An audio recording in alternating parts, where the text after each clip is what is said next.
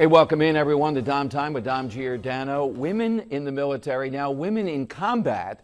We heard that Leon Panetta last week said he'd like to see women in combat. The military seems to say it can be done, all the way up to the level including the Navy SEALs. We're going to talk with a former woman who served in the 101st Airborne, one of the proudest units in the military, who thinks this is a great idea for the country. But let's go to people on the phone. Tammy in South Jersey. Hey, Tammy, welcome in. How do you see this? Hi, I don't think that women are the same, have the same ability that men do. You mean physical ability, physical strength, or what else?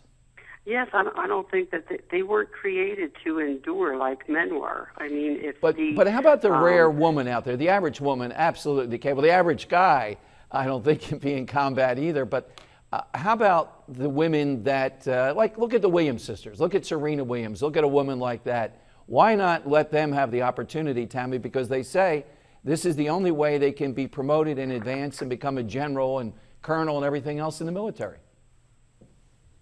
Well, I think that being from a Christian background, I know that God created man and he formed a woman out of man. And so we were not created to be able to endure like men do. We were not created to carry heavy equipment. Mm-hmm. We weren't designed for the same muscle ability that men have.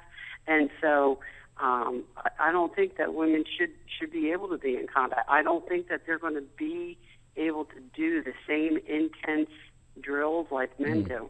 Thank you, Tammy. Thanks very much. Love to get you into. We're waiting on the former sergeant who was in the U.S. Airborne, has even written a book about this and talked about women that were serving on or near combat. You know, the most compelling thing to me that I read was an article in the Wall Street Journal. Some of it was in good taste in the Wall Street Journal, but was so graphic, so difficult to talk about the privacy issues of personal hygiene in combat that it would be incomprehensible to imagine that this would be able to be done across gender gaps. All right, our next guest is a former sergeant and Arab linguist in military intelligence, the company of the 101st Airborne. Kayla Williams is the author of Love My Rifle More Than You, Young and Female in the U.S. Army.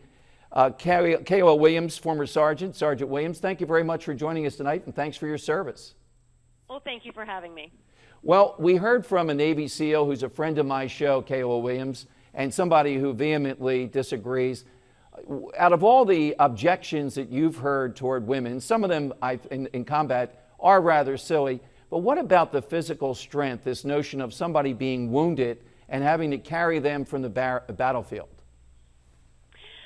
Well, the argument about that is a solid one in some ways, in that I would definitely want anybody that I served with in combat to be able to carry or drag me to safety. The problem is in assuming that all men would be able to do it and that no women would be able to do it.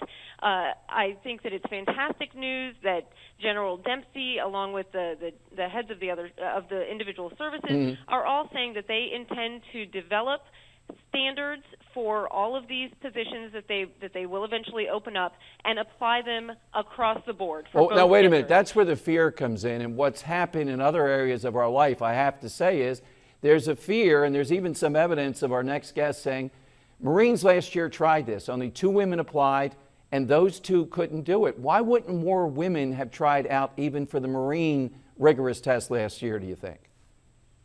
Well, the women that were offered the chance to go through Marine Infantry Officer basic course, they knew that they could not then become infantry officers. So there really wasn't a whole lot in it for them. And I totally understand why more wouldn't try.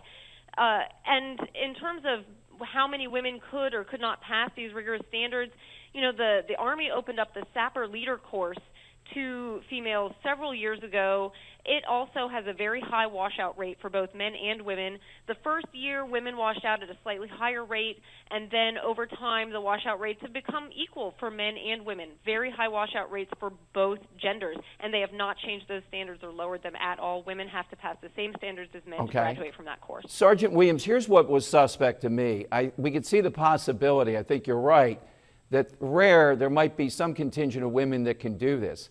But to be talking about the Navy SEALs, I've interviewed these guys, I've gotten to know some of them. I'm here to tell you, I can't imagine anybody in America that would be able to do this. This is the most rigorous of the rigorous. Well, the services have until, my understanding is until May, to come up with a list of jobs that they think should remain closed to women. There's certainly a chance that will be a part of the list, and that remains to be seen.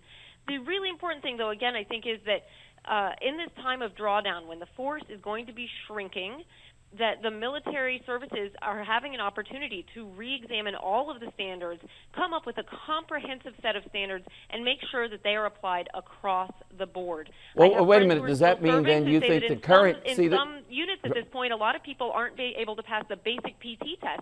This is a great chance to get rid of people who can't pass the standards, the new ones or the old ones, and make sure that the fittest people are in the jobs that they belong in. Do you think the current standards then are not giving us the best and the fittest? There simply aren't standards for many for these jobs in many senses on the physical side of things. We have the basic PT test, but that's really it. Some units have more stringent standards. When I was in 18th Airborne Corps, it had more rigorous standards, but the standards just haven't been developed. The services have a chance now to do that. So if the standard is, for example, that to be in the artillery, you have to be able to lift and carry a certain number of artillery shells, a certain distance in a certain amount of time, fantastic. Make sure that all men and all women... Okay, we're in agreement. I want to squeeze in one parting question for you where I think there is some strength. It's been mocked, but I'm kind of in the camp that agrees with this, that women soldiers might be treated as second-class citizens. That's why there's more sexual assault. If you guys were on the same level, open to all jobs, all-out competition, do you think that might lessen because now you're the full soldier as these other soldiers are? I do believe that, as does General Dempsey. Yeah, absolutely. I thought that was a very strong point. Sergeant, thank you. Thanks for your service. Thanks for joining us tonight on Dom Time. Thank you. Have a great evening. All right, so we've given you Tony Sanchez, Navy SEAL. We've given you Kayla Williams. I am very suspect of the standards. Will they be applied fairly across the board? Will they be kept as high as possible? Coming up, we're going to talk with Elaine Donnelly, a woman who, for talk radio, I've known for 20 years or more, has been kind of a cottage industry of talking about this day of reckoning coming, talking about the military being more of a social experiment. We'll talk with her next, but we will take your calls here on Dom Time.